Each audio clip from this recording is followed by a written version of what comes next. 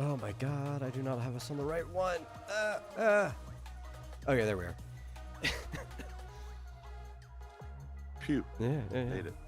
It's in time. We're on time. Welcome to Super Serial Showtime, everyone. As always, I'm your host, The Metal, and joining me is my co-host, Marsupial Gamer. We are here to talk about things that we've missed over, I don't know, when was the last time we did the show? Like, over 2 weeks ago at this point? I don't know. This is the one we've missed the most. This one, yeah. Yeah.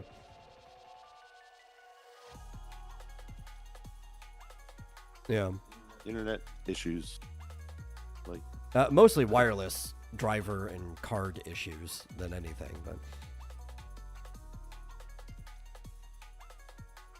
but yeah, all good now. we're running fine for the most part. I think, I don't know, we had a couple issues before we started up, but it seemed to get ironed out. So if you're here, go and share the show with somebody else. Get more people in here. We'll have a good time. And if at any point during the show you really happen to enjoy it, you can always give a donation to streamlabs.com/vomitorium live. Really helps us out. And yeah, we'll jump into it. Hey, Fizz Shozo. Probably our most regular viewer. How you doing today? Yeah. So you were asking, what did we want to start with? And I don't know if you want to start with the thing that we've been watching this whole time, or any of the random stuff that I have pulled up. Well, we could start with Don Machi, I suppose. Okay, cool. Let's go talk about a show that our one regular viewer will absolutely hate. Yeah, I don't think you would like this one. Yeah. But I don't know. We kind of caught up with the other shit that we've been watching in general, and we were looking for something to watch, and I think the name stood out to you. Yeah, well, yeah, I still can't. I mean, maybe one day I'll finish up the Chikanoko show, but this one at least makes more sense. I mean, yeah. I mean, the other show was intended to not make any sense. Yeah. I think we were just browsing through the Amazon Prime video list. A glimpse of Is It Wrong to Pick Up Girls in a Dungeon? Yes. And you immediately recognized it and pointed out that was the version of Hestia that was being compared to a video game. Oh, it was Hades 2. Right? Yeah. So right. When Hades 2 came out, everybody was... it was basically where the concept of safe horny came into discussion, because everybody was getting all up on how they're attracted to the characters in that game, but you couldn't be, say, attracted to Eve from Stellar Blade at the same time, right?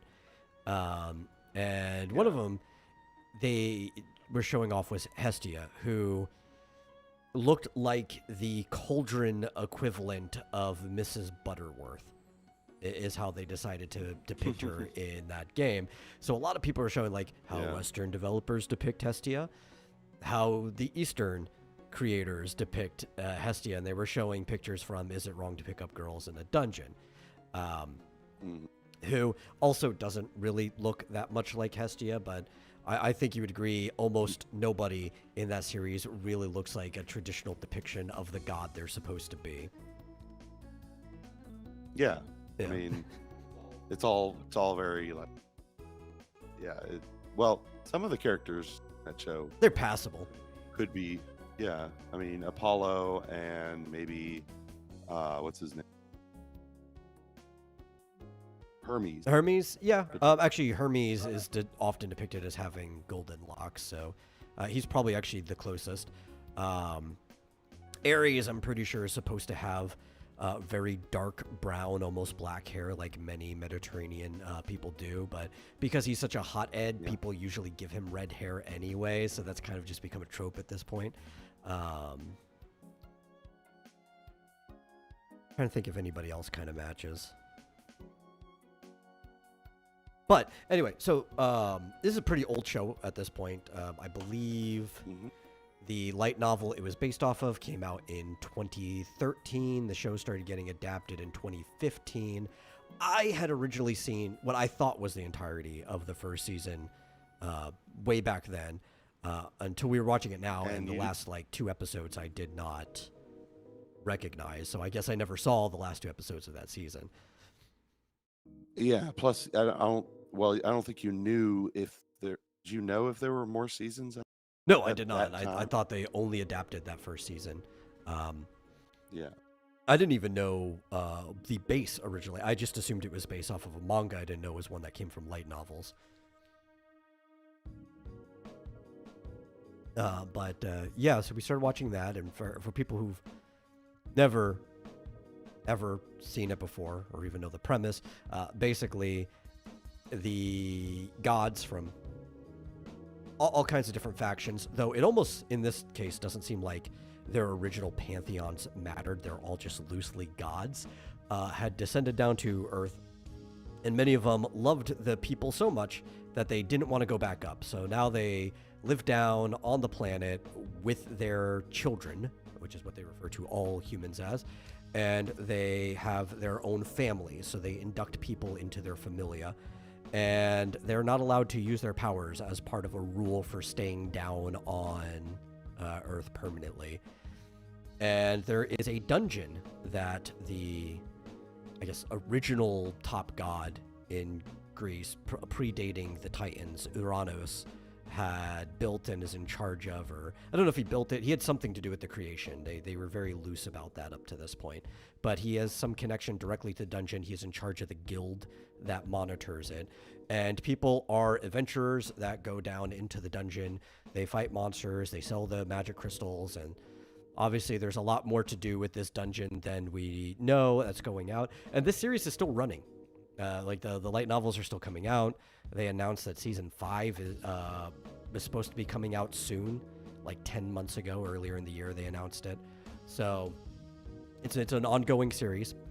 Like I said, it's one that Fizchozo would definitely not like because even though it's not an isekai, it has every single thing he hates about these type of fantasy shows in it. Direct video game mechanics are involved. You have like leveling, like the way spells are used and stuff like that. It's very, very video gamey. Yeah, definitely. You have to go, like, I guess you have to check with your goddess to or deity of whatever type to get leveled up at the end of the day, potentially, Yeah. or to get new skills.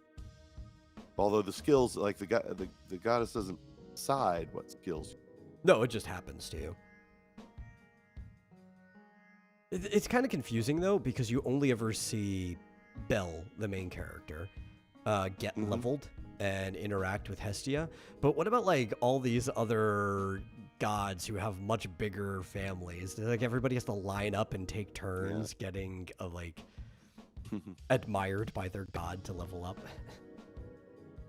I guess, yeah, because some of them have huge families. Yeah. I don't know how that works. Maybe they can sort of level them all up like in a big group, like a day. Well, realistically though, Belle grows faster than anyone else. That's kind of one of his skills.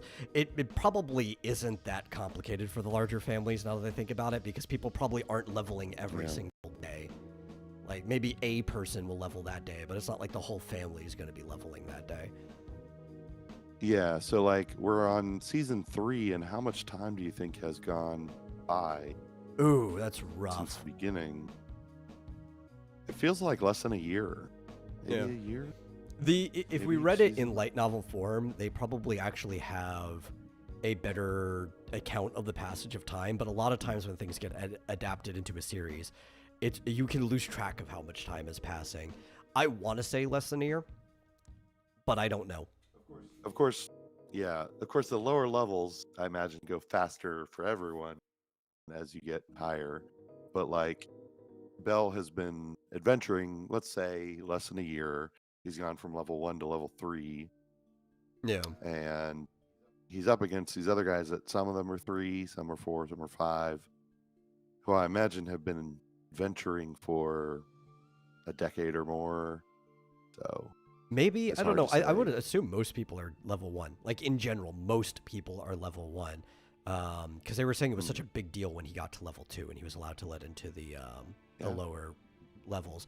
So most people probably actually don't level often at all, which is why even as we're seeing higher level people like level 3s, level 4s, level 5s, there's very, very few of them that exist, right? Yeah. I was wondering, so like, I guess they explain at the beginning or near, one of the earlier episodes that because he's very motivated to basically Mm-hmm. impress a girl, Isan, Mm-hmm.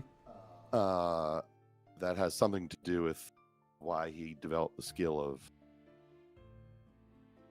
growing quickly Yeah. abilities because of his very strong motivation. But she seems like I don't know, they acted like in this last sort of storyline, at least near the end, like she was like unbeatable or whatever, but she also just level 3. No, she has to be higher than level 3. Yeah. I don't know if they've mentioned. I think she's a level 5 or something like that. Okay. I guess she must have held back when so there's some periods of time where she's training with Belle, or she's training him. Yeah. Well, I mean, of course you hold back when you're training somebody. That's just obvious, Yeah. Well, yeah, but I mean, it looked like he. I don't know if he ever sort of beat her in a No, sparring match. not one point. He came close to tagging her, but every single time he come close, she like backed off at the last second and like bopped him. Like, you know what, that one counted. So at no point did he ever approach her in ability. I see. Yeah. So I don't know. It didn't convey very well. It conveyed that she was impressive, but like in this last one, they were like, okay, nobody else can beat this thing. Let's send in Isan and sort of finish the job. Of course, she didn't. And another older guy, looked like a dwarf, step in at the last second. Ice Wallenstein. Mm-hmm. But I think it's funny. They really lean into it in the first season, and I guess most of maybe the first half of the second, maybe all of second season, where Hestia is very jealous because she's in love with Belle, which I guess is allowed, not unheard of for the deity to fall in love with a mortal. But in this universe, but he's very proper, and he does, at least for the first couple seasons, he just doesn't even consider that possibility because he respects her too much or reveres her or something like that. But it seemed like they kind of resolved that because it felt like it was time to move on. Like, that was cute for a while for her to be jealous of it all the time. And, she still doesn't like other girls touching him. Yeah. But at least they sort of, I felt it was a good thing for them to sort of resolve that issue and be like, okay, look, I can't remember exactly how they put it, but essentially he says to her, yeah, of course, you're sort of first and foremost always. But, so she doesn't have to be so insecure, I guess, sensitive about it. So, they could sort of move on with other storylines where this didn't have to get in the way. Because a lot of times early on in the show, like an episode would revolve around her being jealous. Yeah, and it kind of makes sense girl. given the setup, because like one of the major parts of the plot is that Hestia had no one in her family. Like, nobody wanted to be in Hestia's family, which, knowing Greek mythology and the worship around the different gods is the one that is the most confusing to me. I'm like, that she was the most popular of all the gods. But in this setup, nobody wanted to be in her family, but also no family wanted Belle, and they kind of found each other. So she has like this certain like attachment to him because it's like the first person who would ever actually want to be in her family. And he even obviously has a Yeah. reference because she's the one that finally let him in. Yeah, and but he, yeah, after a couple of seasons, he finally basically explained to her that he feels the same way about her in that respect, and that she has nothing to be jealous of. That because, yeah, they rescued each other. Yeah. They're kind of lifelong soulmates, sort of. But it doesn't necessarily Well, for preclude him Belle's having life. romantic interests. Well, yeah.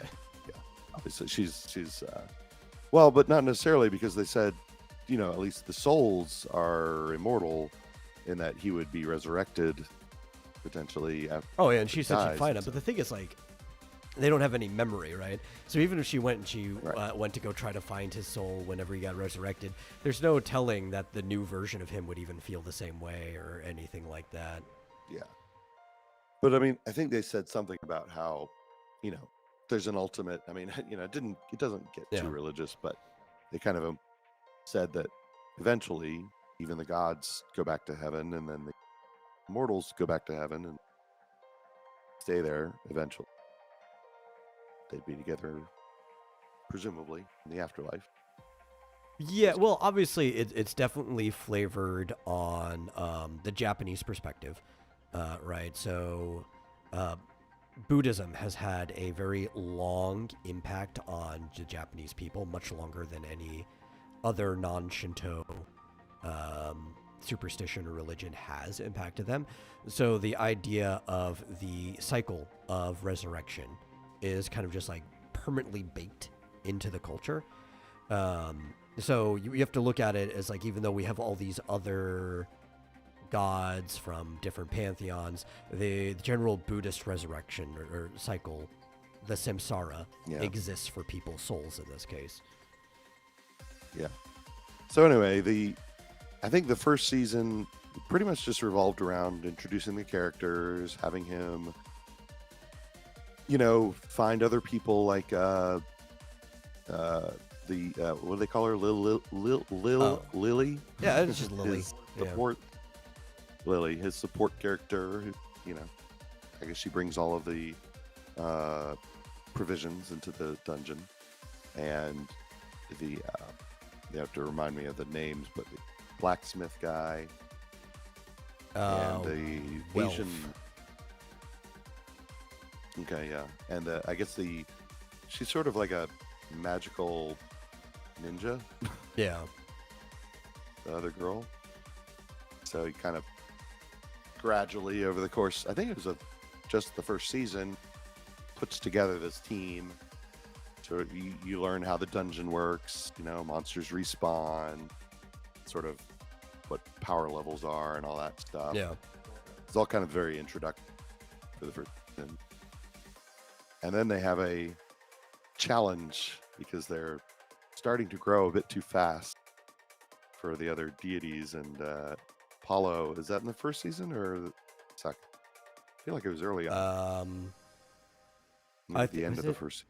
It was, I think it was the end of one of the seasons almost. There was like 2 episodes after that. They gave like a epilogue or reprieve. Yeah.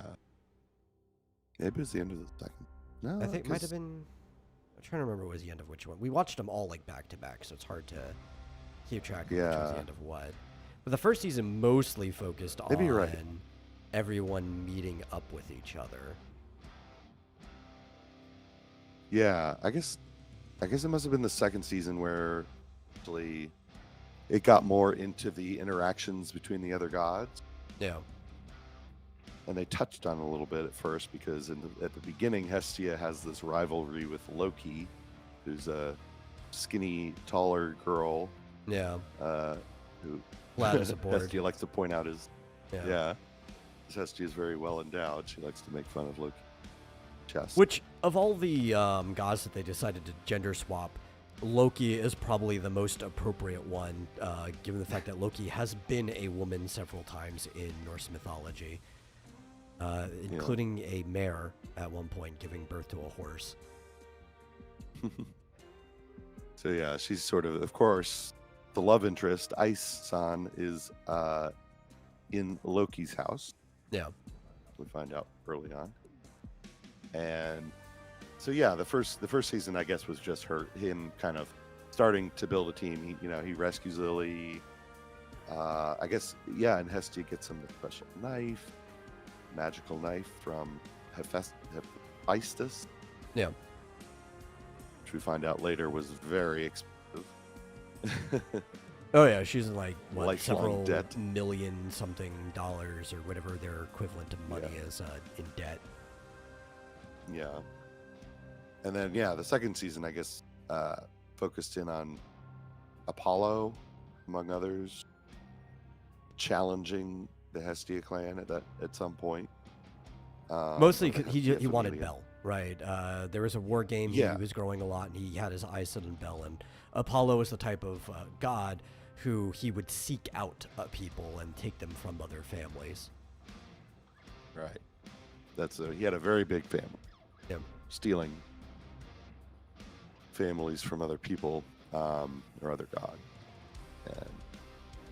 And then it goes into that, and suffice to say, they start out the season in this broken down hovel that's like got one room and that they're sharing.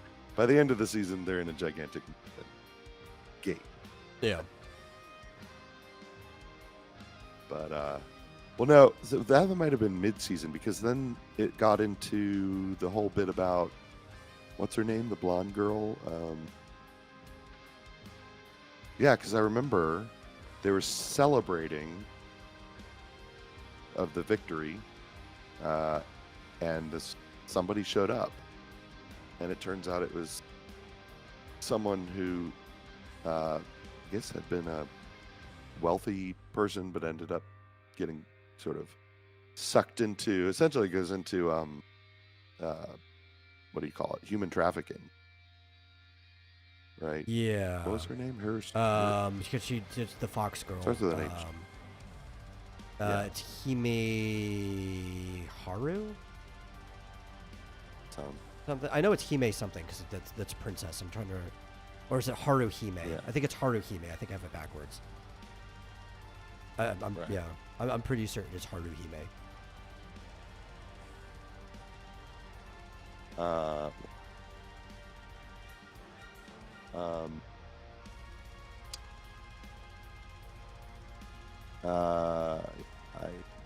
And what's interesting is he keeps picking up these, well, not picking them up, but like these girls keep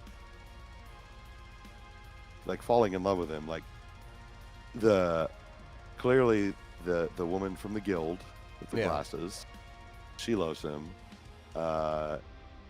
The chick who works at the bar, turns out she's a high level elf warrior who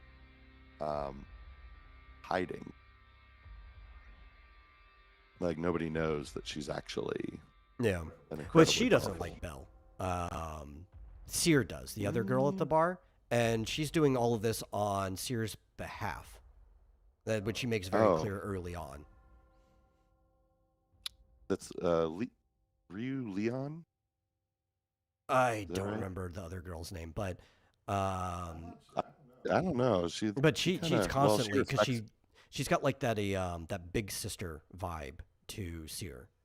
Yeah, sort of. So is it Ina? Who's the girl who works at the bar? I'm trying to remember. She is. Or Seer. You said Seer. Seer's right? the girl that she has like that big sister vibe towards. Yeah, and she's in love with Belle. Yeah. Everybody, all the girls. Yeah, it's that trope I like to call the disinfected harem, right? Where they're, and this is actually one of the older ones that kind of started this trope, but it's become common for just fantasy and isekai and all those different things that are common now because of Belle, where there is a main protagonist who basically everyone falls in love with, but he's too stupid or naive or whatever to realize that everyone's in love with him, or he just doesn't care. Yeah, I think he starts out pretty dumb, but like I mean, I think he just, I don't know, he's a bit maybe asexual, or No, he just he's seems not at all. young. He's that he would not be asexual, especially given the fact that the Well, whole drive is for girls. Remember, like the reason he well, went to the yeah. dungeon is because his Well, grandfather told him that the best thing in yeah, life is to pick up a girl while on an adventure in the dungeon, which is where he meets Eyes. He's yeah. just too. He said like I guess he's Sigma naive. grind set, right? He's got that one goal Yeah, in his target, and he's ignoring everything that's not that goal for the yeah. most part. Well, yeah, and he's clearly just, bottom line, he's in love with Eyes. Yeah. And so all these girls are fawning all over him, and always very, you know, protective and upset when he gets hurt, and Mm-hmm. you know, wishing him luck, trying to help in any way they can. But yeah, I guess the bottom line is he only has eyes for Eyes. Yeah. Fitzjoseph says, I'm your only viewer who is very bored right now.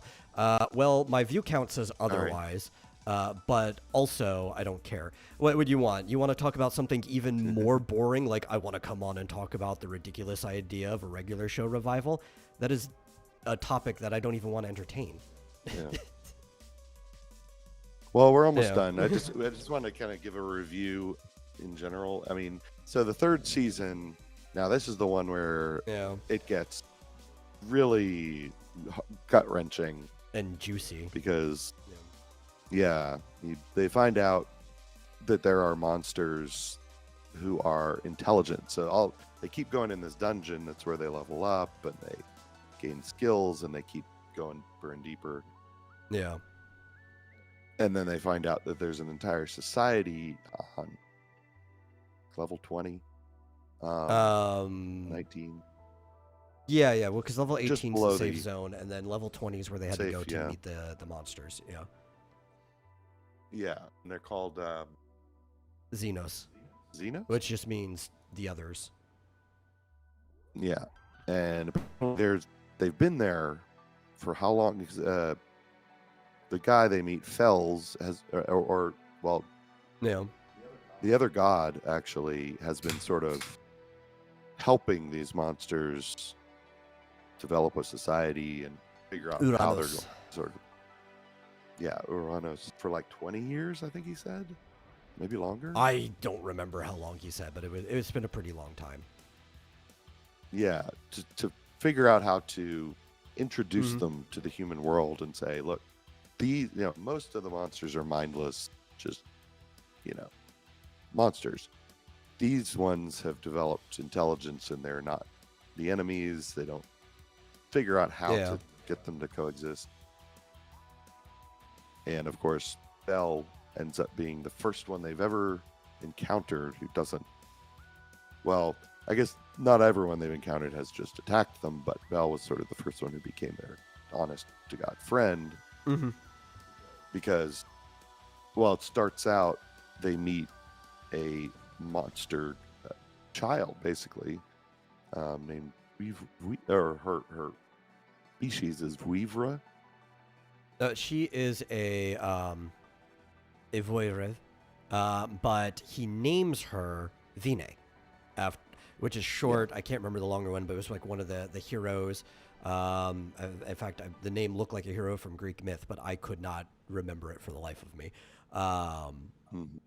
But yeah, they were raising a small monster child that he personally named Vine, and that just led into the whole mess that they're in, because everybody kind of became emotionally attached to her. Yeah, and she's basically acts like a human child, except she has memories. She has some memories of past lives. But obviously, Belle and his family are the first ones to ever show her any kindness. And he basically, falls in love with Belle as almost like a parent. Yeah. Like she imprinted on him almost. Yeah. And then, bad things happen. Nobody knows.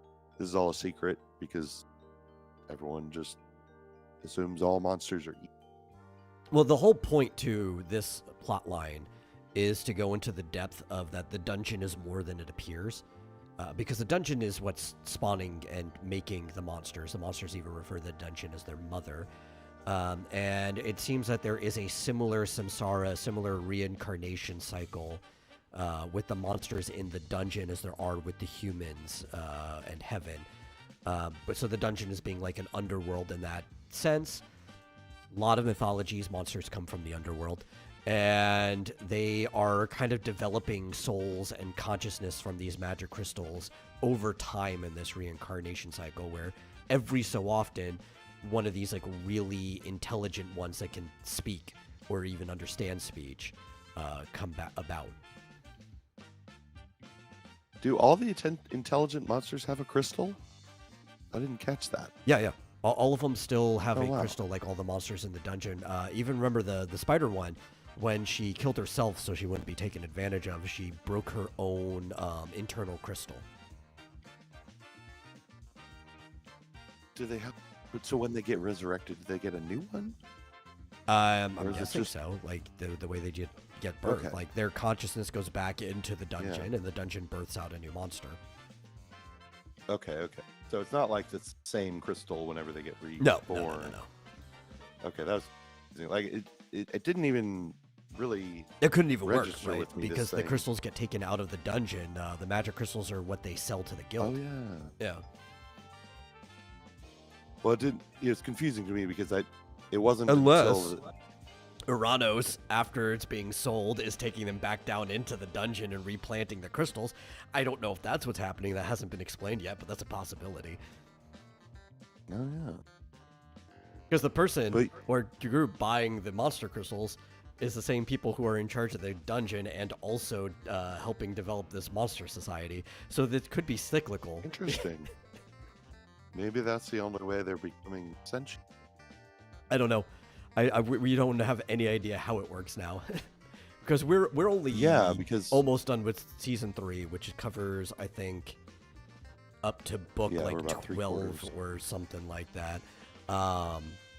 We haven't seen season 4. Crunchyroll doesn't have it. We'd have to find some other way of watching it if it's even available. I'm assuming it's at least subbed, since nothing is dubbed past season 1. And then season 5 is coming out soon, which is supposed to cover the last 3 books that were made. But yeah, it wasn't until the episode where somebody pulls her crystal out of her forehead. Oh, well, that's a different Like, I crystal. didn't- Okay. Yeah. Well, that's what I was referring to. Oh, was no. that She so said- everyone's got a magic crystal, which is what they kill the monsters for, and that's like Side. a little black, kind of sparky looking thing. She had a different one on her head. Not everyone has that, no. Yeah, so I don't know if that's special to her species, but essentially pulling it out of her head forcibly basically made her, I guess that holds her, I don't know, consciousness sort of kind of became, It's a thing that She kind of became makes her a- human more than anything. yeah. But interestingly, apparently you can put it back in. Yeah, and then it turned her into the winged snake lady that her actual species is. Like, that's the monster they kept describing. That's what they actually look like. They don't look like a little. Yeah, it's just kind of like a girl walking naga around. wing. Yeah. Yeah, gigantic naga. But well, that's kind of weird. Like, but I guess she was kind of born with that because Yeah. she's been a whole, a little girl the whole time up until that point. At any rate, it's in my opinion, an extremely good, extremely well made anime. Yeah. Takes itself very seriously and not in a bad way. I think. It's very genuine and very sincere. It's surprising because it's like for a show called "Is It Wrong to Pick Up Girls in a Dungeon?" I was like surprisingly enjoyed it. Well, that's one of the ones that I've always what's it called? I've always used as an example. That one and I think It's Never a Girl Online is another one. But some of my favorite series end up being the ones where the title is just like a full sentence. And one of the reasons is the titles aren't that long in Japanese, but if you were to translate the title literally, it'll end up being a full sentence. While a lot of times there's like, no, we'll just come up with a creative title for the English version. And I think the ones where they just translate the title literally, they tend to have more respect for the thing that they're adapting as well. And and they also tend to have like a really interesting direction, right? I think is the word I'm looking for. Yeah. Or vision. That's the word. A very interesting vision for the work the creator has. So I tend to almost always enjoy shows like, or even manga light novels like that. Yeah, English is a very verbose language. Comparatively. It's understandable. So the answer to Chozo's question is no, that's not the case at all. No, they look directly like the monsters they came from. Like the lizard man is just straight up a lizard man. Yeah, so the intelligent monsters look just like the other monsters, except they tend to put on armor and carry weapons. Yeah, because they that they take adventures that attack them. Yeah, and they're intelligent, so they understand the value of having the armor and weapons that a normal monster wouldn't. But yeah, lizard man looks like a lizard man. There's a little gargoyle looks like a gargoyle. The only ones that are remotely human-looking are the ones where the monster already was. So like this girl's a little different. She looks like a cute little girl, but the harpy is sexy because she just looks like a harpy normally looks like. Yeah. I mean, the little girl, she has incredibly long claws, and there's even a scene where she accidentally scratches Belle, which of course she gets extremely upset about because it's a very bad, deep wound. Yeah. And then they're like, which I couldn't understand why they didn't do this in the first place. They freaking, filed her nails down. I think I said that like almost a half a minute before that accident happens. Like they really need to file her nails down. Yeah. So they finally did. But yeah, she's just blue and she has little things on her face. Yeah. Scale thing. But yeah, other than her and like the harpies that do look like sexy chicks with wings. I mean, there's a girl, but she's a warrior. Like there's a spider woman. Yeah, who has half the woman gigantic half spider. But, that is also a normal monster that you would see. So she looks the way she's supposed to. Yeah. There's also a Vorpal bunny or whatever they are. The Vorpal bunnies are from Wizardry, but it's like the same thing that they're based off of. That one can't even speak English, but it understands it. She means well. Yeah, it was really. I love that. I love when Belle comes visit town of monsters. And Bunny comes and just hugs his face. It's like, yeah, but she has a lot of heart. It's like she. Because there's a girl in his face. Oh, yeah. Yeah. Yeah. Grabbed his face. Ah. Yeah, he doesn't like it when girls. But it's not like a bunny that looks like a girl. It's literally a rabbit that's wearing clothes. Yeah. Yeah. Very cute. Yeah, it looked like it just immediately reminded me of like, the white rabbit from. Yes. The Alice in Wonderland. Yeah, they would just call it the white rabbit. Yeah. With his little timepiece. Yeah. And it's funny is like they call Belle a rabbit. Yeah. He's kind of slight. He's short and, quick and small guy. Some people they keep calling him Rookie. Yeah. Or did they call him Newbie? I guess it was just Rookie. Well, I think they also call him Rabbit because when they first met him, he was very flighty. But also, much like rats, in some cultures they use rat, they use rabbit for the analogy. But rabbits are very dangerous when you back them into a corner, which kind of matches his whole Argonaut thing, where he gets more powerful when he's the underdog in the situation. Yeah, and I forgot that I guess at the very beginning, he was really kind of a scaredy cat. Yeah. Like he didn't know what to do, and he was just scared of everything. And he only managed to overcome, what was the first, was that a Minotaur at the beginning? Oh, the first big thing where I think he unlocked the Argonaut ability from was when he was fighting a Minotaur. The one that was kind of powered up by the guy who was The like lower fighting level. him on purpose. Definitely a lower level than the one they encounter. Yeah, in but I the would end of actually season call 3. that like a mid-level Minotaur, because it was a higher level one than the one that the Loki Familia I specifically saved him from at the very beginning, where she just like killed it immediately. Yeah. And it's because that guy just decided to sit there and level this thing up so that he'd become a challenge, right? He was like sent there. Who was that guy? I'm trying to remember. I think he's from Freya's family, because he showed up again during the Haruhime arc when they were going up against Ishtar's family. Oh yeah.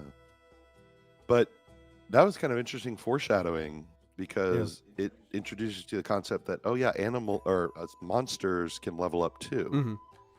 They don't just always spring to life at a higher level. They can actually grow. Kind of leads into the whole, they can also become intelligent. Of course, that takes many lifetime for them to become intelligent.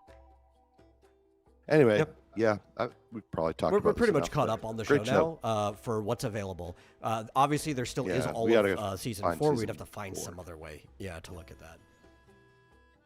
But yeah, I would say there was. I feel like there were some other moments that were a bit. Yeah, the Haruhime storyline was rough, in part, and I didn't think she would end up escaping. I thought she was gonna die. Yeah. But this last one just killed me. I died. It was like, oh my. Oh God. yeah, after she was like resurrected, I turned over and I saw you wiping your eyes. It's like, I can't take it. I can't take it. It's very good. Yeah. Started to tear up just now thinking about it. I shall say hello. Good night, Spoon has showed up. Playing Minecraft without Rick. I'll teach him to start conversations he can't finish. I saw that in the Discord. But Fischoso says the only 3 fantasy anime that he was able to watch were Full Metal Alchemist Brotherhood, which is a timeless classic. I do recommend people who haven't seen Full Metal Alchemist Brotherhood to watch it, but I recommend you at least watch, I think, like the first 13 episodes of the original Full Metal Alchemist, because that's the part that's kind of like true to the original manga, and Brotherhood still contains a lot of that information, but also kind of skimps over it some. So it's like, watch the first 13 episodes of Full Metal Alchemist original, and then watch all of Brotherhood. I think it's 13. Made in Abyss and Ranking of Kings, which I haven't watched Ranking of Kings, but I've heard good things about it. It's been on my list of things to watch for a really long time. But I don't know. That's because he's a picky guy. I've seen a lot of fantasy anime that I enjoy. Actually, probably most of my favorite ones fall into the fantasy category, including Inuyasha is a feudal fantasy, borderline into the dark fantasy category. Bastard. I need to get you to watch Bastard sometime, because I don't think you ever started. It's on Netflix. Bastard? Oh yeah, Bastard's a classic. It's been running since like, I think 87 maybe, or somewhere between 87 and 89 as a manga. And it's one of those ones, it's like on and off. We're talking about hiatuses. We're talking about like multiple year hiatuses in between the next story sometimes. But it's a shonen somehow that's been running since the late 80s, and they did an adaptation like a couple or so years ago on Netflix that they're still continuing. It is one of the best. I think I've told you, Bastard is actually one of the bigger influences on Final Fantasy and vice versa. Like, both of them influenced each other over the years. Oh yeah, you've mentioned that. Mm-hmm. Well, I do take exception to Fischoso's final or last comment. Yeah. In that there's really no, I mean, in Spy Family there's what's her name? Yor is attractive, but Yeah. that's not really the draw of the show. She's not like busty, not bouncing around like Hestia. Yeah. Well, if it's just, no, you're not interested. I would say probably most of my top list are not reliant on the women inherently being sexy. Yeah. Maybe he's just talking to me, Yeah. which would probably be closer to accurate. Yeah. I I think the only one that gets Izaki close to Chan. that is my favorite is Ranma, which happens to have a lot of breasts. That's Yeah. I don't even think the Well- major focus, but that's probably the one exception to it. But the other one is just like Inuyasha's not like that. Full Metal Alchemist is in my top list right there. Frieren? Um, There's no sexiness in Frieren. Monster, which we've talked about several times, does not rely on sexiness at all in it. Like most of my top series don't have that at all. It's one of many things that gets Yeah. me interested in a manga. Yeah. I mean, in an anime mostly. Yeah, you don't really read a lot So- of manga. Though you do have One Punch Man on the shelf. You should I really know, I read need it. to. I haven't read it yet. So, like, sure, yeah, Uzaki Chan. I was like, ooh, I gotta see what this is Yeah. about. But then it was cute, and then honestly, it's kind of gotten old. I think fallen behind. Definitely wasn't at all what I was interested in with Spy Family or Frieren. Frankly, the hook with Frieren was like hearing about the story, and I guess probably saw the scene, the what do you call it, the funeral scene Yeah. first before I actually watched an episode, and I was like, oh, that looks interesting. This one, obviously, yeah, that's what caught my eye, was like the name Yeah. and the cute, goddess character was very cute. But like, if that's all it is, it would get pretty boring. Yeah. I mean, I wasn't sure right away. I was like, is it something that I'd want to watch like the whole, even first season, but the story was so compelling. I was like, oh, I love this. So you got to hook them. I mean, if it looks boring, I've had half a dozen anime in my watch list on Crunchyroll for months, and Yeah. can't really bring myself to like start watching them because they look kind of, just the cover image doesn't look very interesting. No boobs or anything. So like, maybe I'll get to it. But they could be very good. They could be great. I don't know. I'll get to it. Yeah.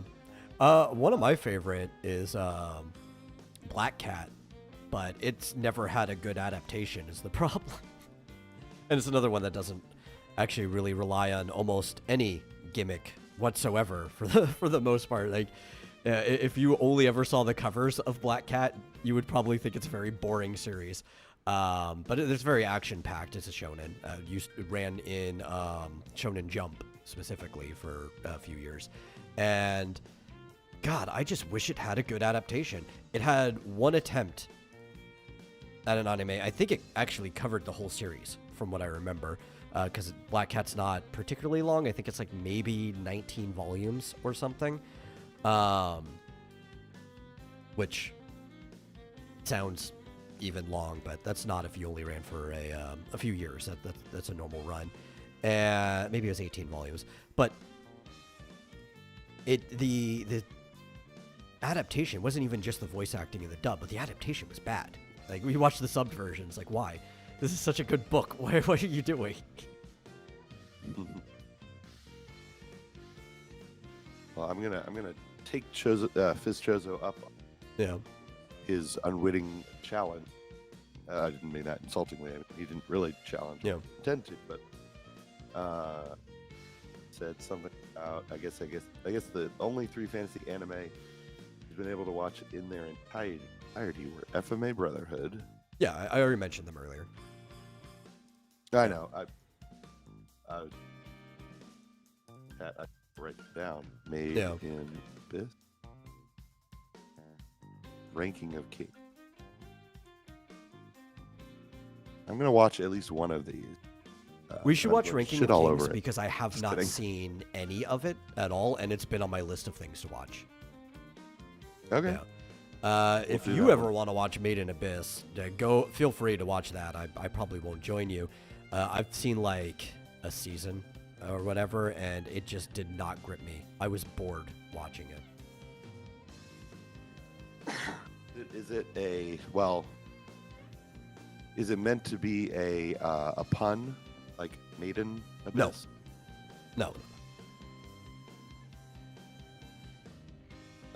Sounds like Abyss of a Maiden. Anyway, Yeah. I would say I would definitely ask what other stories have done the Freerun story? What other anime? He's saying Freerun premise has been played out, including stories made in Japan. I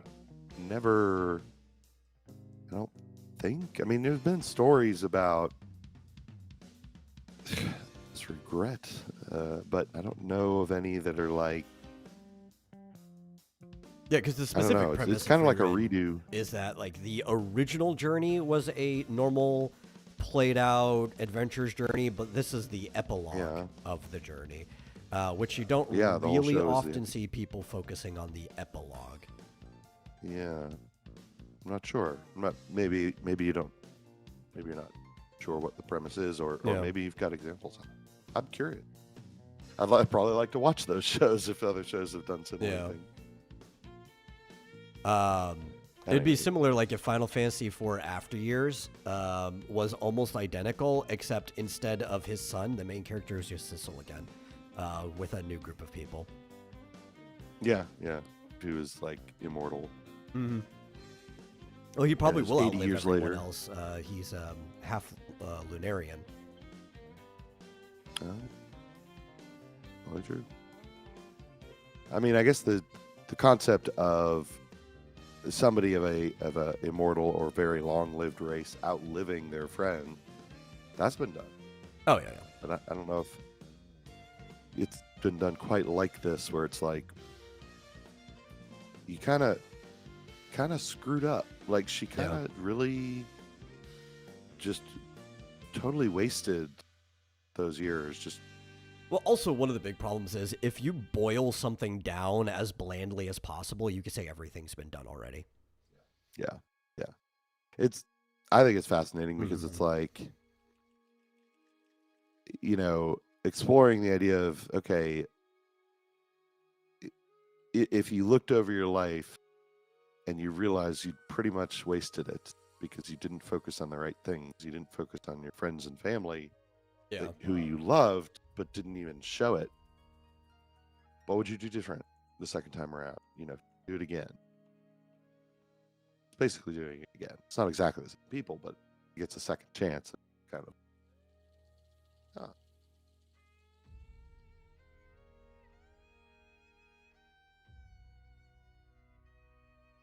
Yeah, When the Promised Flowers Blooms is not the same as Freerun.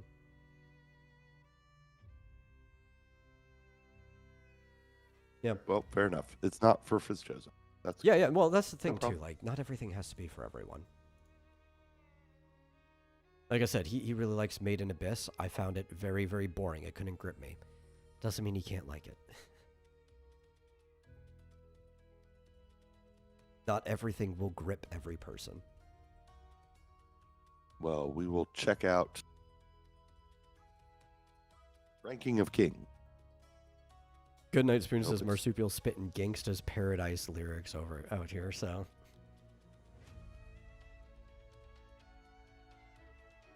What did I say? I don't even remember.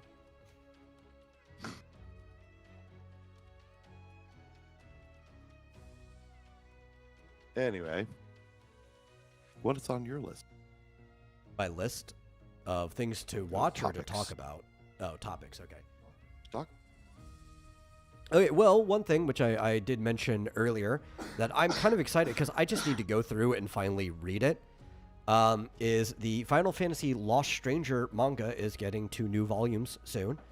As far as I thought that the series had ended, and it might still be over. It's just been taking forever for the collected volumes to come out.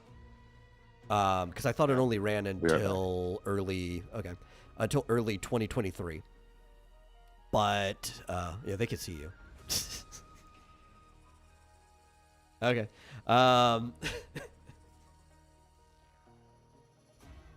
No, I just you said to be right back. You're still on screen. Wearing pants. Yeah, so I thought it ended like early 2023 or whatever, which I could see it taking that long for just those volumes to come out. I don't know if they're still going to continue it or not, but it's an isekai about somebody who fell into a Final Fantasy world. It's very similar to the worlds of Final Fantasy 11 and 14, like more of the MMO side of things than any of the particular ones we saw before. Though from what I remember in the previews, it did not really play into the video game mechanic side of thing. It's just like if you were living in a Final Fantasy world. But I may be wrong. Like I said, I've never even read Volume 1. I could get in there and they could start leveling up out of nowhere. But it's one that I like Final Fantasy. I've been wanting to read it. The volumes are actually not very expensive, as you'd expect. Most tankobon tend to average around $10. We saw some at a store recently, but I don't even think they had Volume 1, right? Didn't it start with like Volume 2 in the list that they had? Yeah, they didn't have Volume 1 of anything. Sorry, they didn't have Volume 1 of anything, it seemed like, at that store. Kind of. But you could get all 9 available volumes now on Amazon. Volume 1's only $11.37. Some of them are under $10. And but volumes 10 and 11 will be out in October and December, respectively. What is this called again? It's called Final Fantasy Lost Stranger, and it's about a guy who got isekai'd into a Final Fantasy world.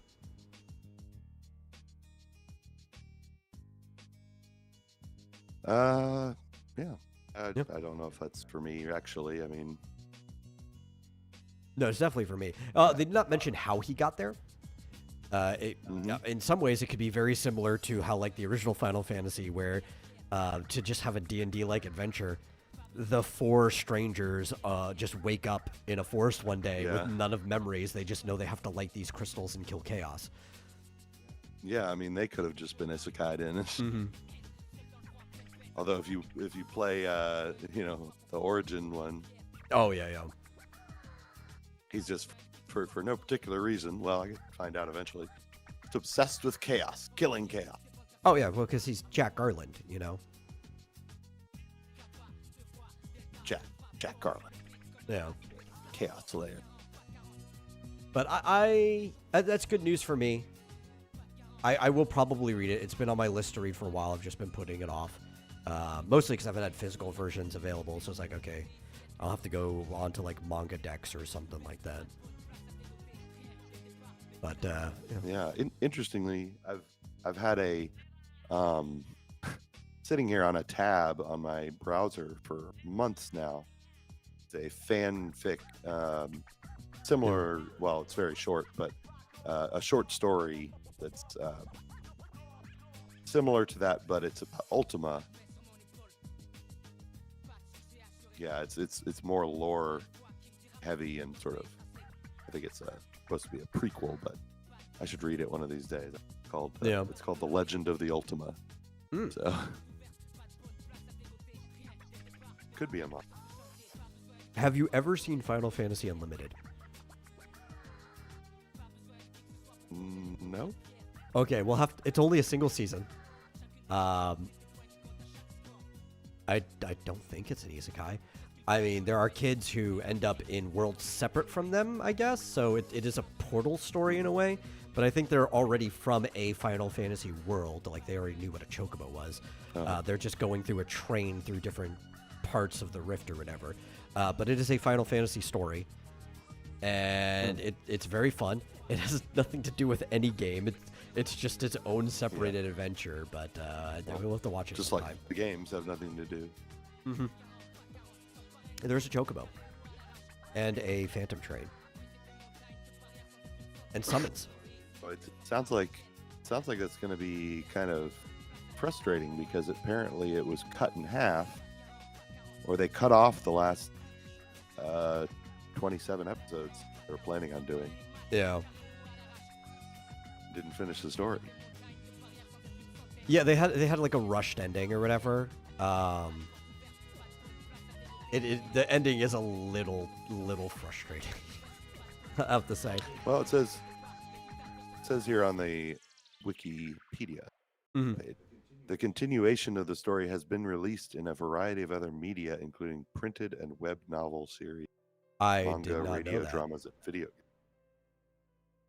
Because I watched it back in 2007 or 8 or something like that. I was in high school when I watched it, and there was only a season available at the time, and it wasn't even like what you'd expect from a full season of that era. So I didn't know they did a continuation. I should see 25. what they do with it. Yeah. Yeah, it looks like so. I guess it started in 2001, ended in 2002. The novel titled Final Fantasy Unlimited Tsuno Kizuna was released in 2002. It explores a side story related to, and 2 video games have been based on it. Yeah. Oh, I didn't even know there was a video game based on it. There's FFU. FFU Fitzjoseph. For Japanese mobile, it's only in Japan for mobile. Oh, that makes sense. Yeah. And the second one, FFU on PC, is a visual novel and card game set in FFU. I'm just the way they decided to end the series was very depressing. It was kind of fitting for the story, for a wrap up of what we got, but it was a little depressing. Great, let's watch it. Yeah, we should.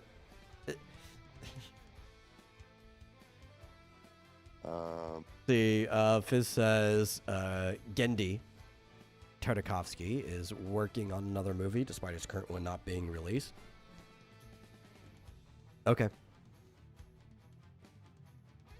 I think I've only liked one thing ever from Gendy. It's a good artist. It's just most of his stuff aren't my cup of tea. What is Final Fantasy Legend of the Crystals? Isn't that the movie that's like a sequel to Final Fantasy V, I think?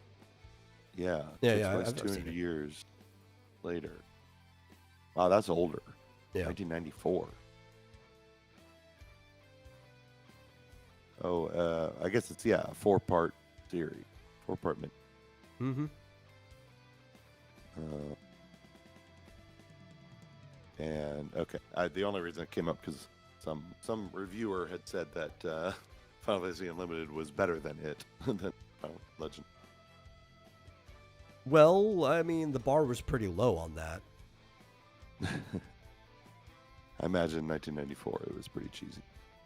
Well, it was also like, we want to make a movie that's connected to a Final Fantasy, but we don't want to be held back by the title it's connected to, so we're going to make it 200 years in the future so we can kind of just do whatever we want. It had a very ugly looking chocobo because they tried to make it match the design, like the what's his name? God, I love the. Talking about Boko? No. I'm talking about the artist. I love his art mostly. The guy who did all the art for Final Fantasy originally, but I'm spacing on his name right now. Amazing artist. But like his original Yoshitaka Amano. Amano. Yeah, you said his first name and the last name and his first name came to my head. Yeah.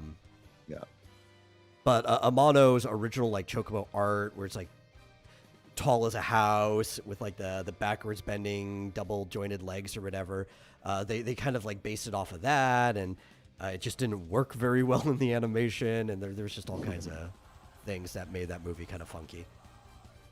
No. Did you know there was maybe it was just a commercial. There was possibly planned to be an anime series based on Ultima 3 Exodus. And they made a commercial. The commercial for the game in Japan was fully animated with all these characters that were typical 80s anime characters. They may have been. There's a rumor that they were planning. Yeah. Wait. Animated cartoon. Oh, maybe there was an animated cartoon. I don't know. I don't know. It's only in Japan, though, of course. Yeah. But I'm not bothered when things are only Japan as long as I've got subtitles. Eventually, I'll master Japanese and won't need subtitles, but for now, I still need them.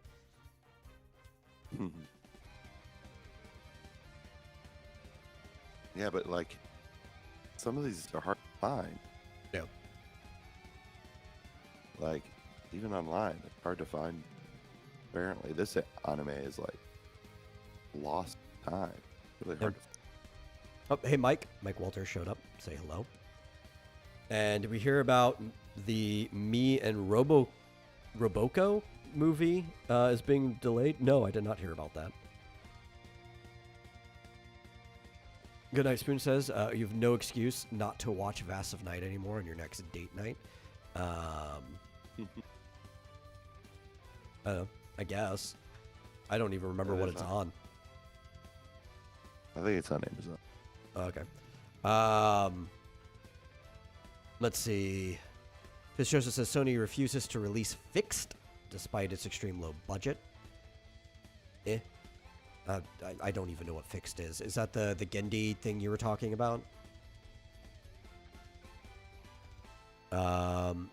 So we should also watch... Goodnight Spoon says we should also watch The Fair. I would hate it, but I would also love talking about the ties to Greek mythology. You don't know if I would hate it. I like a lot of weird things. Goodnight Spoon asks Mike where Rick is. Oh, I didn't even want to read that out loud. My brain just started automatically reading it. Fish shows us that there's a plan to be an anime for Pal World. I mean, good for them. I probably won't watch it if it does go through. Mike asks, did you watch the Uzumaki premiere? Oh, I didn't realize the premiere is this Saturday. I was going to talk about Uzumaki, one of the upcoming subjects.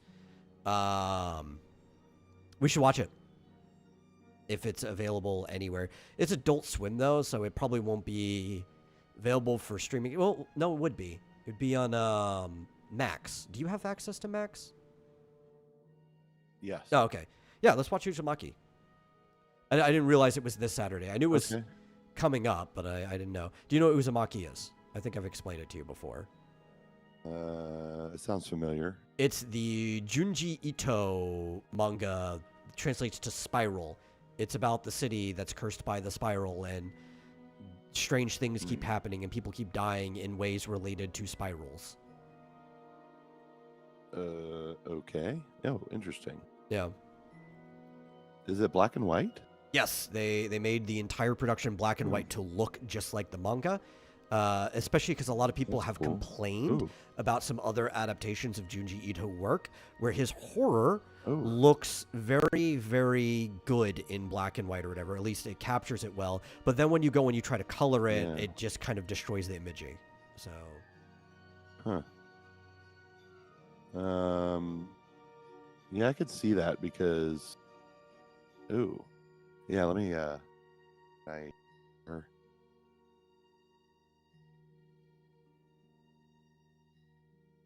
Yeah, the type of horror I would explain Uzumaki being, because it's not really there to scare you. It's like a vibe-based horror. Some of it's comedic, because it's cosmic horror. Ito tends to make cosmic horror very similar to like Lovecraft and stuff. It's there to make you feel uncomfortable. Yeah, I can see how this one in particular would work better in black. Yeah.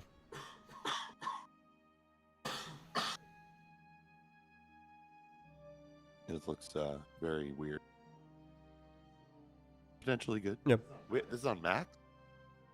Well, it's Adult Swim, so it should be on Max. Because pretty much anything that airs on Adult Swim now, like after the next day, like after it turns midnight their time, or like 1 o'clock, it's available on Max. Mostly because they're like phasing out all of their live TV channels. So it's like all very Yeah. Yeah, it does look Lovecraftian. Bizarre, it's happening. Oh.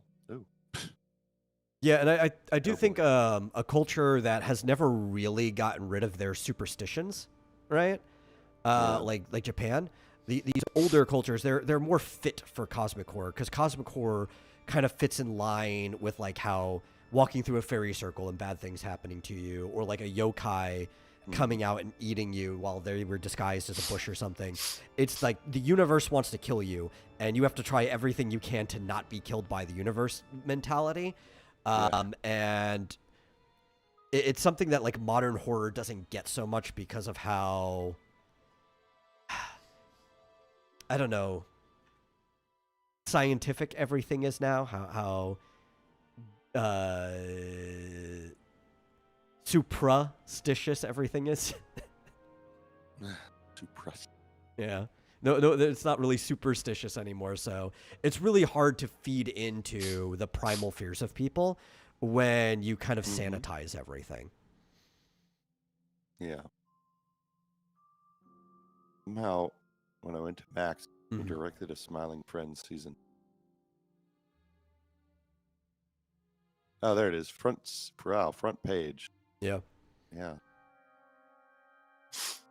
I've been waiting for Uzumaki for a long time. We were going to talk about it coming up a couple shows ago, but obviously we haven't been able to run this show for a while, and I want to talk about it. But I forgot that it was coming up, particularly this last weekend, or else we would have watched it already. Right. Well, I mean, we've been looking for something. Every time I look on Max, I'm like, okay, do I watch one of the 8 Harry Potter movies, 20th? Yeah, but I don't think we looked at all this weekend. I think the last time we looked was like maybe Thursday or something, so that's why we didn't see it. Yeah. I started to watch Civil War, and it was terrible, so I turned it off. We both started to watch I Saw the TV Glow. Yeah, which I might watch myself sometime just to see what it's about, even if I have to force myself through. I will force myself through some things just to see what it's about, but I'll do it like, I don't know, sometime late after you already went to bed or something like that, or maybe early while you're at work or something, you know? I will say I read the wiki on the whole story. Have fun. Yeah. It's weird. It's just one of these. You know, there is sometimes, personally, I get value out of watching things that suck. Yeah. I don't know why. Maybe it's just some memory for me, you know? Like, God, I'm trying to remember. There was some film about like the Antichrist or something like, or it was like named that. And it was actually just Willem Dafoe and a woman who thought she was a witch in a log cabin, and there's even a scene where like they're naked fucking in the woods at some point. And I don't even remember what the movie was about, but the scene of Willem Dafoe and this lady fucking in the woods, it just like lives permanently in my head. And it's like, I hate this, but at the same time, it's an experience. Yeah. Well, you know, I've seen the Penguin, pop up on Max as well. I hated that Batman. Very reluctant. Yeah, I didn't really like it either. I have no desire to see anything about that Penguin at all. I don't even think like it's going to be bad is the problem, right? Because if something is like particularly bad, you can still get some level of enjoyment. Yeah, I think we're just going to be bored watching it. I mean, honestly, I've said this time and time again, even though Gotham went off the rails for the first season or two, especially because the Penguin was basically the main character. Yeah. I thought that show was great. I love that version. Thing. That's just I think I probably would have enjoyed that show better if it had absolutely nothing to do with DC at all. Right? Like if they just gave everybody original names, had never had anything to do with Gotham or technically Batman, but it's all pre-Batman. Even if the Penguin character was just an original character, because he functioned kind of mostly like an original character anyway, I probably would have enjoyed that show a bit more if it was just following a group. They probably just wouldn't be able to sell a show is what they feel, right? Like if they had made everything original. I guess. Like, no, we need this IP to sell everything. Yeah. I wish that they had done a show just called The Penguin instead of Gotham, just like this show, but have it focus on that actor, because that's basically what it was at first. Well, even then, like maybe even they just called the show Oswald, I think probably would have been better. Yeah, sure. But he was great, and then it's this weird trope, and I don't know if they got new writers, but they had this guy who was an underdog, and he was very intelligent. He had these very elaborate, behind the plans to become the ruler of everything. And then in later seasons, he just became stupid. Like, what? Like, that's dumb. What? Why would you just, be a raging idiot with everything you do, and it just kind of becomes call it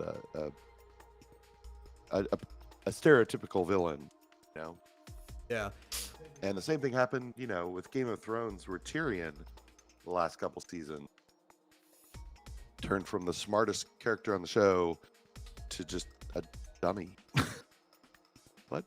Well, part of it's the people working on the show changed. So yeah. Oh, that's all of it, I think. Yeah. It happened with Gotham. Yeah, I think if I wanted to watch a show called Gotham, I wouldn't want it to take place before Batman. But obviously, that's restrictions they were given from the higher up too. Like they weren't really allowed to work with Batman. There was a lot of restrictions on all of those like CW, DC shows. They couldn't work with anything they were actively going to be making a movie about at that time, right? But the other thing is like if they weren't restricted, I would want a show that isn't centered on Batman, but still takes place in the time of Gotham where Batman's doing his thing. It'd be cool to just have like an anthology show of all the things happening in Gotham. And like occasionally maybe you see like the shadow of Batman, or maybe he comes in at the end and solves something or whatever, but it doesn't have to be centered directly on him. That could be a fun show. I think I might have been up for that a decade ago. At this point, I am actually burned out on Batman. Oh yeah, I'm burnt out on all of it. Like I don't want to see anything that they have to offer at all. I don't think there's like anyone there who's got anything good to offer.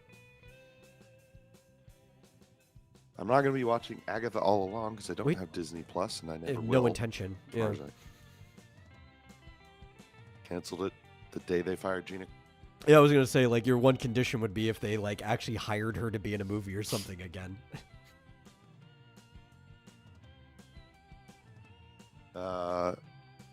I actually don't understand. Even I get that it's your job to review this stuff, and I get that it's very lucrative to put out a video shitting on Agatha or whatever, but it's like, but you had to pay for doing that. Sorry, I said that when I canceled it, and I meant it. I don't even know her. I don't know anything about her. But, I don't know. Seems like a thing to do. But yeah. Not to anyone watching. I'm just talking about, the live streamers who all seem to have Disney Plus subscriptions. Oh. Hypocrisy. Anyway, is as we breathe. But so it's episodic, and I guess the first episode of Uzumaki is only 24 minutes. So yeah, which is like typical runtime, right? If you consider that there would be commercials, it's actually a little long, right? Because sometimes you get like 22 minutes because they want to squeeze more commercials in it. So. Oh yeah. Well, I'm sure there's credits.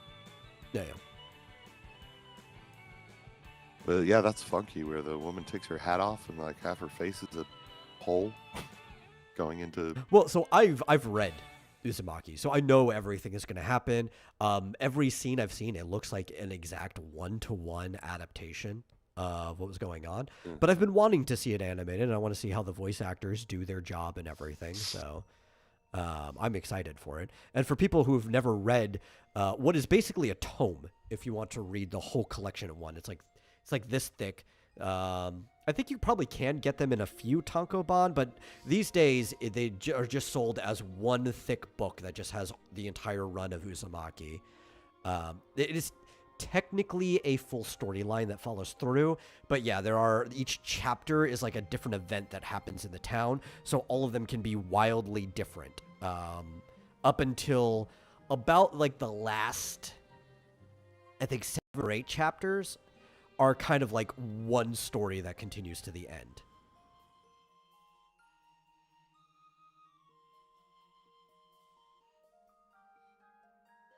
But it did originally run in a magazine like most other manga did. Mm. Which is common for cosmic horror because a lot of Lovecraft's earliest works were done in magazines. And a bunch of other people, both local to us and foreign, Japan's had a long history of cosmic horror, and we also see in Europe there's a lot of cosmic horror. A lot of them started in like pulp and light novel format, so it's always really cool to see that stuff going in magazines. It's funny, if it shows, it says, keep in mind, no TV writer actually wants to write about any character besides Batman. I'm like, do they even want to write for Batman or Superman? No. I mean, they do. They kind of do, but they don't. Not as they are. Right. They want the fame. Well, clearly the people who wrote Arrow wanted to write a Batman show.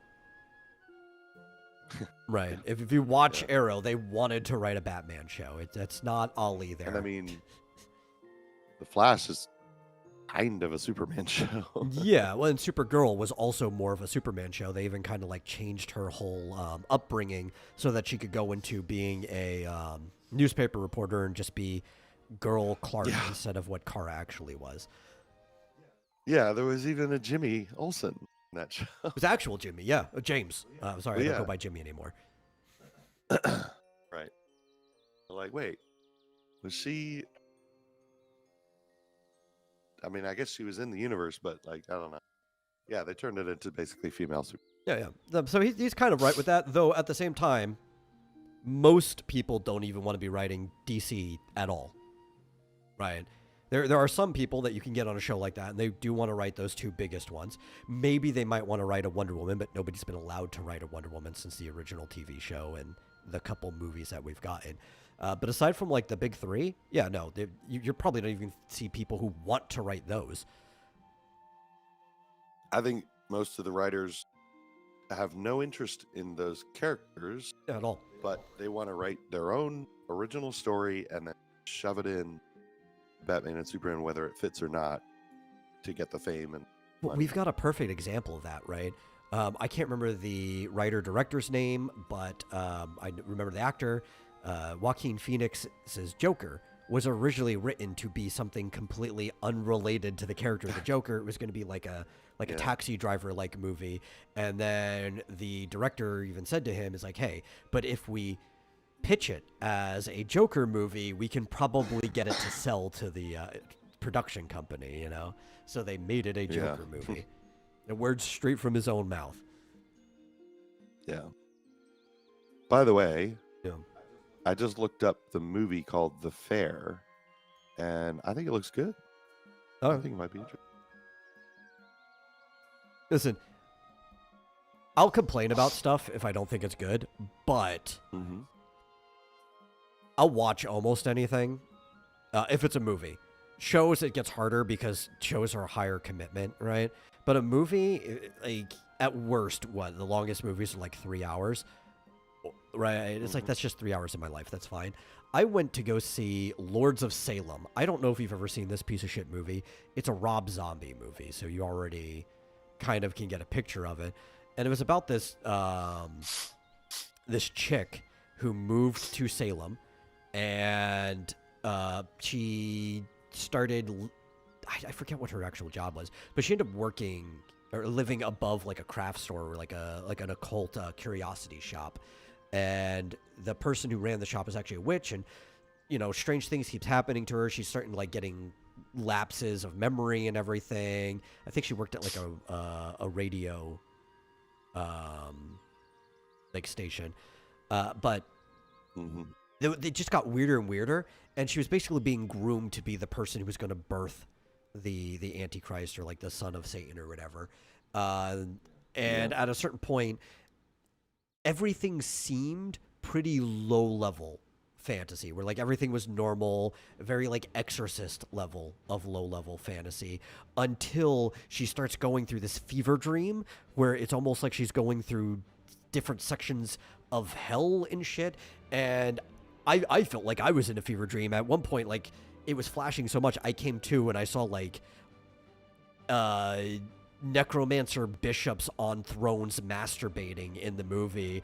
And then eventually that sequence ended, and she gave birth to what looked like a living yam the size of a baby. And I got out of the theater like, what the fuck did you guys just drag me to watch? What was that called? Lords of Salem. It was a Rob Zombie movie. I was dragged, or I guess invited to watch it. I didn't have to go. But I was, the only Rob Zombie thing I had ever seen up to that point was his remake of Halloween, which I didn't like, but I didn't hate either, probably because the only Halloween movie I've ever liked was the third one, which had nothing to do with Mike Myers. I never really cared for the other ones.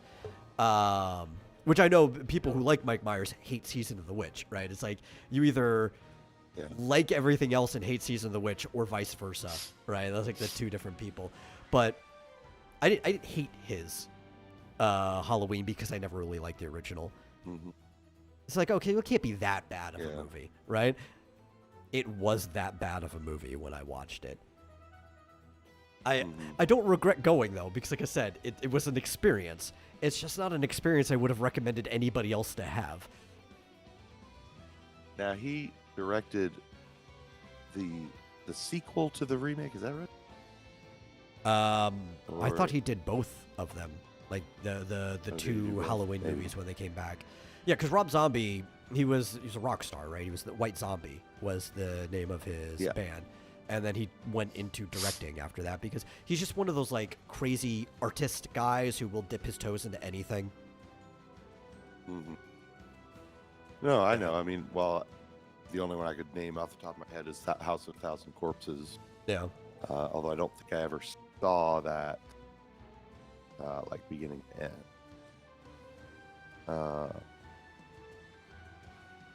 I never saw the new Halloween. I don't think I've ever seen any Halloween movie, actually. Oh, you're not missing anything, honestly. I heard it's kind of dumb. There's like a new guy that being groomed to be the new Mike Myers. Yeah. I don't. But I guess you should watch Planet Halloween 3 Season of the Witch because it has nothing to do with any of the other ones. And if you aren't attached to Michael Myers, sorry, we won't confuse him with the actor, whose name is still also Michael. But if you're Michael Myers, if you're not attached to him as a character, Season of the Witch is actually the best Halloween movie. See, Carpenter wanted it to be an anthology originally. He really didn't even want to revisit Myers in the sequel, but they ended up doing that.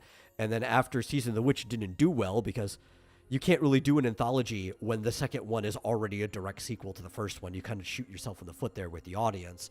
They just went back to more Myers. I would agree with Goodnight Spoon. I just looked up his filmology, and they all suck. No, yeah, I'll just go. Never watched another one after that point because it left such a bad taste. I assume they all suck, and I'm probably right on that assumption. Yeah. It's not very many either. So, yeah, the fair looks fascinating. It's I don't know. It might be fascinating or it might be boring. Yeah. It does involve basically Greek mythology. I do like in a roundabout way. mythology in general. I was gonna say I have my Greek mythology, but I kind of just like mythology in general. And it's free on Tubi. So Oh, that's good. kind of look interesting. But it looks like the kind of movie where if it looks really boring, Mm. it's just, who knows? Doesn't look compelling enough that we'd be like, oh, but I really need to see how it is. I'll be honest. There's very, very few movies that have been compelling enough to me that I felt that way. But I was raised in a household where my dad is kind of like a cinephile. He will genuinely watch anything. That I just have the mentality like I started a movie, I'm going to finish it. You know, that's just how I am. Even if I'm kind of bored, it's like, well, I might be bored now, but what if it does pick up in the last act or whatever? That's the type of like see it through mentality I've developed with film. And a lot of times it actually has paid off to have that. I think because I did watch The Joker, we talked about, I did not like the first two acts of Joker at all. I thought the third act completely carried the film and justified even the stuff I found kind of boring in the first two acts. And if I didn't watch it all the way through, I would have thought it was a completely shitty movie instead of what I think is probably like a solid 7 out of 10. Yeah. I was looking, I just want to make sure, not that I'm going to watch it ever. Yeah. Vast of Night, I guess is. Yeah, it's on Prime. Is that a movie? I thought there was a series that he wanted. Maybe it wasn't. No, I thought he said it was a movie. Oh, okay. All right. Well, yeah, it's on Prime. I mean, I could also be misremembering, but I thought he said it was a movie. As well as, did you mention Elfin Lied earlier? Ooh, yeah, I've talked to you about that before, and I've mentioned it on here. That's a very on, gory one. Oh, really? To a degree, yeah. Is it only one season? I mean, they kind of tamed down the adaptation of it, but there are Yeah. limbs and stuff being severed from people's bodies. That bad. Yeah. They don't even go through like the whole story in the adaptation either. Okay. It says content advisory: nudity, violence, foul language, and sexual content. It is an adult series.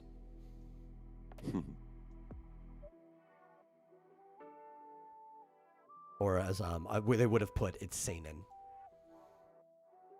That's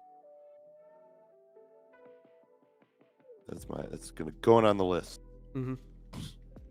All the things I want to watch. A lot of free time. Very rarely. Busy with my job, you know. Some of us have jobs. Yeah. And it's so hard to squeeze anything in when Zelda exists. And Harvest Moon. I know. Well, you've got too many things going you into play. I'm not going into it today, but that Zelda game is amazing, right? Yeah, we already kind of went into it some, but I've basically finished the game. Actually, by the time the next show happens, I will probably have finished the game. I will stop muddling around with side quests and just do the final boss. Had we played it before last Thursday? We did talk about it for like the whole first half hour of the show. Okay, Yeah. Couldn't remember. I couldn't remember exactly when it came out. Yeah, I mean, you'd be done with it already if I didn't keep taking away my Switch. Yeah, well, I've been doing other things too, and like I even stopped myself around 2 o'clock so I can go do my like Hoyo dailies and stuff like that. But I don't want to burn through it too fast. You know, like I've just gotten to where I am because I've been very efficient at what I'm doing in game. But I've been taking my time to do like side quests and other things like that. Mm-hmm. I definitely take my time. I didn't show. Did you get the? Well, no. No, the other show. Yep. But we're kind of. Yeah, we're near the end. Unless but we've been missing weeks, so I don't mind if we go a little bit over or whatever. It's up to you whether you feel like it. I did have a couple other topics we can knock out real quick before ending off. Okay. One of them was the whole that there's a new Mega Man manga coming out that it was the whole thing, it forces him to confront the horrors of adulthood. It's called Mr. Mega Man. Okay. Yeah. I guess nobody's ever considered before that, like, if Mega Man had to live a normal, like, adult life, what would it be like? Because Mega Man, being a robot, is kind of just... a robot. Yeah, he's perpetually, like, a kid or, like, a teenager or whatever, and usually he's off saving the world. But before he's what we would call Mega Man, or they would call Rock Man. He was Rock before they added the man to the end of it, with his sister Roll. Yeah. And he was a service bot before he was modified to fight other robots that had been corrupted by Dr. Wily. But in this one, he hangs up his blue arm cannon and moves on to face his greatest challenge yet, adulthood. Because it's like, the world's saved. What do I got to do? Now I got to figure out what it's like to be a robot living in the world. So it actually, talk about played out, it feels like it's the Mega Man equivalent of Freerun in a way. I was gonna say. Yeah. But in this case, like, is he just like, is there like a half of an episode devoted to him like paying his mortgage, or? I have no clue yet. I gotta clean new. the gutters. But it'll be launching on December 10th. On the first, like, volume cover, you can see his sister Roll in the background. Oh, it's a manga. Yeah, it's a manga. Mega Man gets his prostate checked. Mr. Mega Man. Mr. Mega Man. That's actually the name of the series, is Mr. Mega Man. Which, I guess he's still upgraded to Mega Man, so he wouldn't just go back to being Rock, right? So he would. I'm guessing the Japanese title is probably Rockman-sama or something like that, right? Is Mr. Rockman. But I feel like if he's retiring, he's hanging up his arm cannon. It's like he's downgrading himself back to Rock. Shouldn't it just be Mr. Mega or Mr. Rock, depending on the version you're reading? I mean, he become the old man in Zelda. Yeah. He could be the same old man forever. Well, I mean, they did say in or imply in Link Between Worlds that the old man was a version of Link, because if you go through all of the Dark Link dungeons from street passing enough people, that you can run into the old man, and the old man actually is like color coded to look like Link, and he's got all of his gear and stuff like that. Yeah. Which, I mean, it works that the previous versions of Link, even if it's like a spiritual form, would interact with a current one. There's the Stalfos Link in Twilight Princess that does a similar thing. Yeah. I really wonder what the Zelda movie is going to be about. We haven't gotten anything on that in months. There was an interview. Yeah. We talked about it when it happened, when he was talking about like the casting call and everything. But I think that's the last information we've gotten on the Zelda movie. Yeah. I did think, you know, I'm sure we'll talk about it more on Thursday, but that interview, was it with... we will Hori? definitely. So, I mean, even somewhat applies to this, but I think since it's a Tokyo Game Show, we'll save it for Thursday. It was Yuji Horii, and I can't remember his given name, but it's Torishima, who was a former editor at Shonen Jump at the time that Horii was a writer, and when Toriyama was still working on Dr. Slump, it was pre-Dragon Ball. But yeah, that was when all of them were still working at Jump. That's when that guy was working there, and they were talking about all kinds of things, how it's just miserable working with the West, and we'll go into that in detail on Thursday. Yeah. That's just interesting because, you know, we don't know what they're thinking, if they're thinking about it at all, or if they're like, oh, this is just the way it is. But it sounds like at least some people in Japan are like, this is weird shit, but apparently we have to do this now. Yeah. Which I did put in the bulletin board in the Discord so we can remember. I'm starting to use that again so I don't forget which topics I want to talk about. But if anybody watching this wants us to talk about something particularly, I like to at least have no less than an hour before the show to read some of the topics that we go into, because I already fumble through them as it is. Go into the Discord and post in the bulletin board and even tag it show topic for me to consider whether it's something we will talk about on the show. That is why the bulletin board is there. It's the Discord forums, and that way you don't just surprise me with a random topic during the show that I'm like, I don't even know if I want to spend the time trying to look this up and stall the conversation. Yeah, if you think of something, Chozo, that you'd really like us to talk about, at least put it in there and so we can look it up and say, oh yeah, this actually isn't.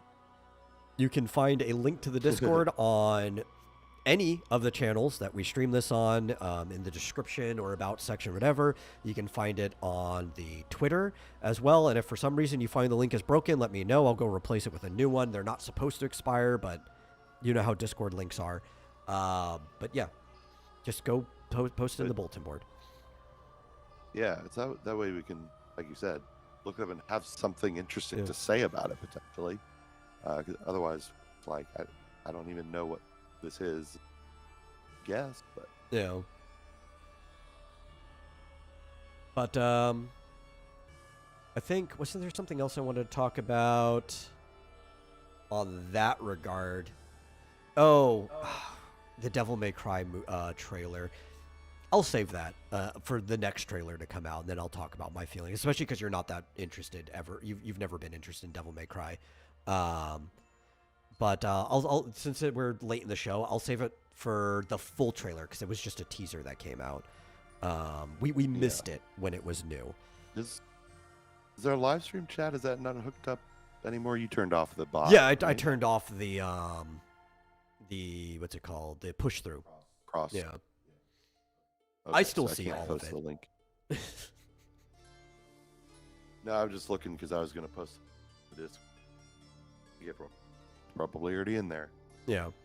The last thing I wanted to talk about, just real quick, was another comic that is coming out. That's also video game related. Very, very similar situation in general. Battletoads is actually making a comeback in graphic novel form, which I don't know. It doesn't look very promising. I think one of the big problems with Battletoads as a franchise is they, instead of going with the kick-ass kind of like 90s look that they had, because obviously they were playing off of 80s action movies into the early 90s, also off of Teenage Mutant Ninja Turtles and a bunch of other things in that area, Battletoads looked really rad.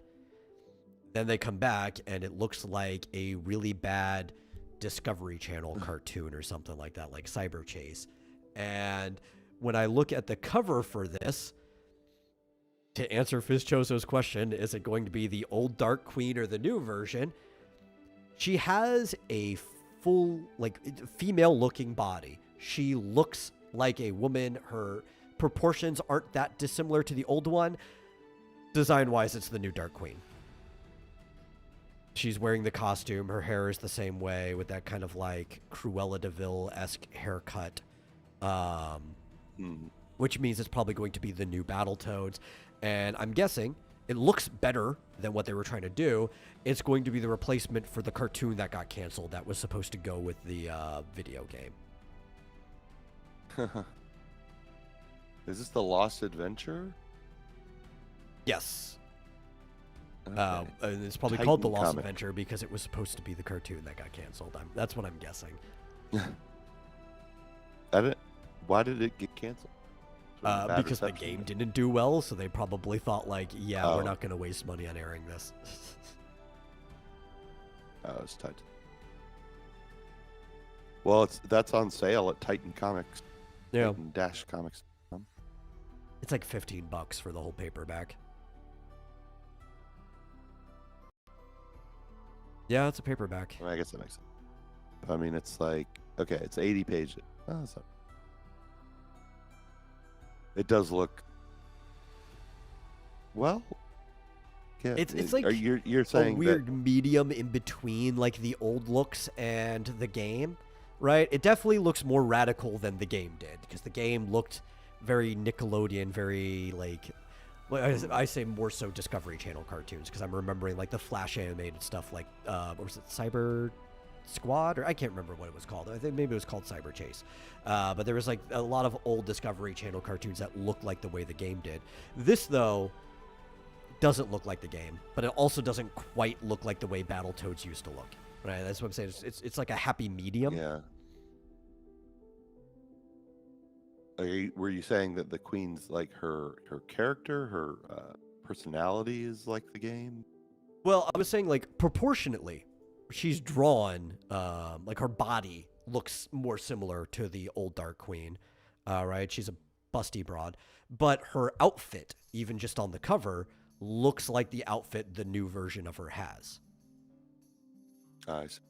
Which means that I'm guessing her personality and everything, the way the game is written, is going to be like the way the whole comic's written is going to be like the new game. Yeah. Well, they do have some interior images. I've only seen the cover. Oh, okay. Let me see if let me go find some because I have an article up. I'll go look at some interiors. Okay. Yeah, they have 5 pages on the website, Titan Comics website. Yeah. I don't know. I was never into this very much. As you know, I'm quite into TMNT, and I just got the second installment of the Ronin series, I guess, sort of the 1.5 lost years in between the first and second graphic novels. I don't really care. Oh yeah. I mean, I've always liked Teenage Mutant Ninja Turtles as well, though. I would say a lot of the properties have been really hit and miss for me. Mm-hmm. I like the movie, like the original movie series, right, for Teenage Mutant Ninja Turtle with the animatronics. I even like the third one where everything got like really low quality. I think the second one technically too, but I like when it got low quality. I still enjoyed it because I was a kid when they came out. I kind of like the original cartoon, but because I only really saw reruns of the original cartoon after I saw the live action movie, I'm like, this looks dumb compared to the movie I just watched, right?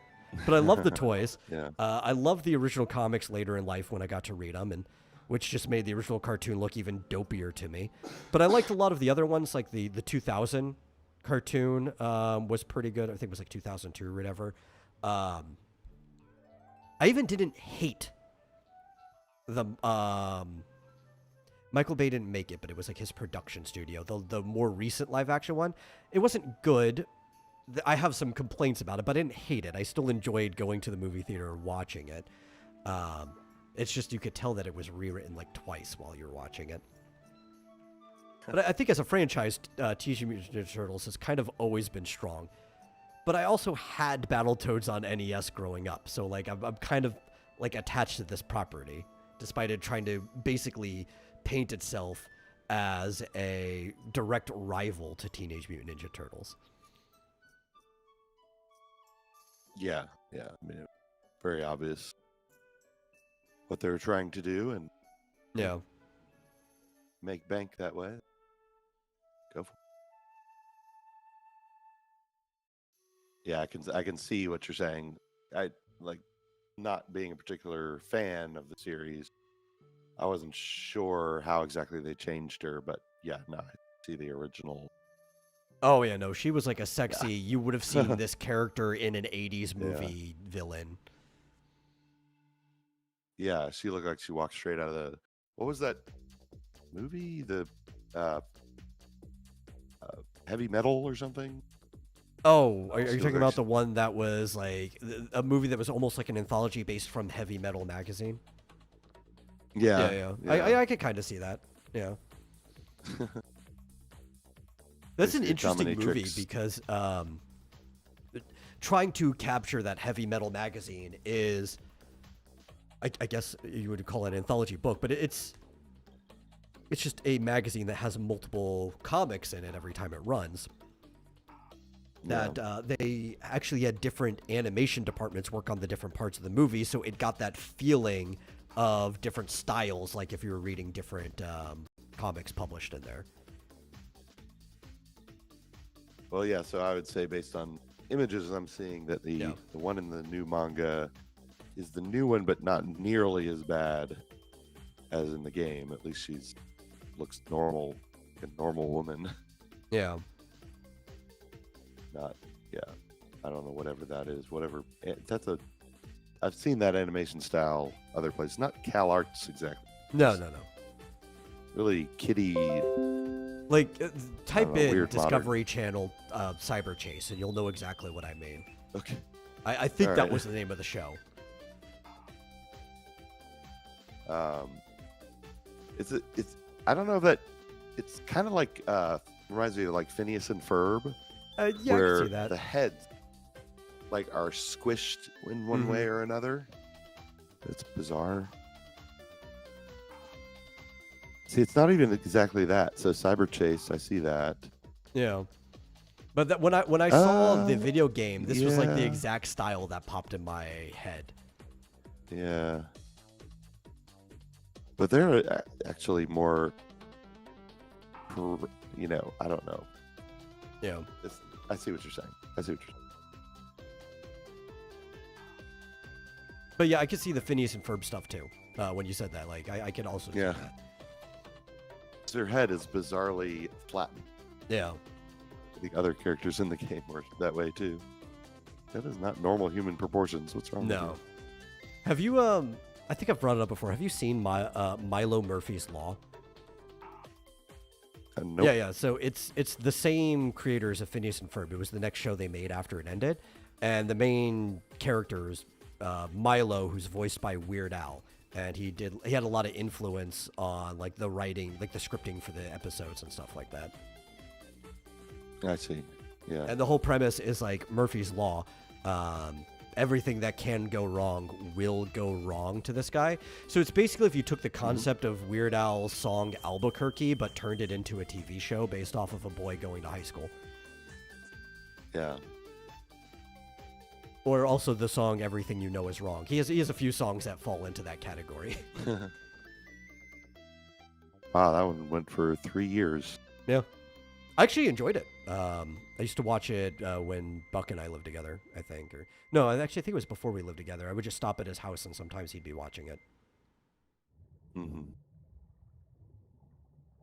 Whatever happened to sincere animation? Like, you know, the Yeah.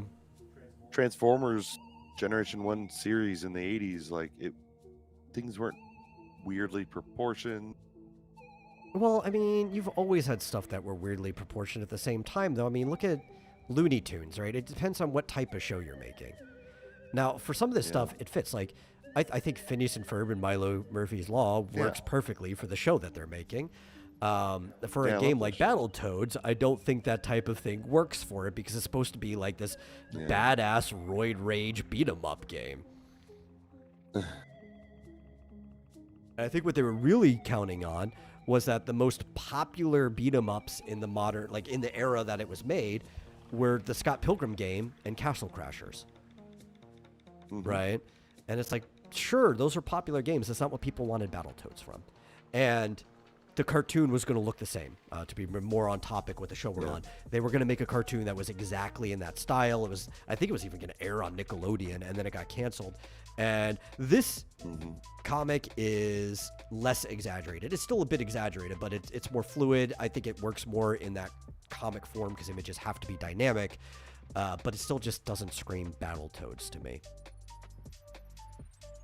In fact, if I wanted a comic that's Battletoads, I want some badass like 90s comic artist to do it. Right? Actually, I Cyberfrog jumps in my head when I think of like if I wanted somebody to make something like Battletoads and I'm looking at Ethan's art for Cyberfrog, I'm like, yeah, I'd probably want something along that lines, except the main character to be even more ripped and shredded, you know? Yeah. I'd want John Dillard to do it. Oh, He Dillard could do pretty... a great Battletoads book if you know. Yeah.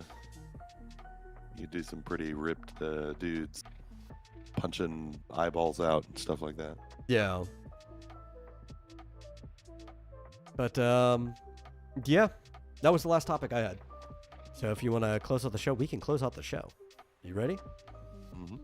Okay. Well, thank you guys for watching, just for showing up. We really appreciate when you guys come along. And I know the first topic was a little long and maybe a bit tiring for some people because, well, we had just watched all of that and felt the need to actually talk about it. But as we get along, we did open the discussion up to other things.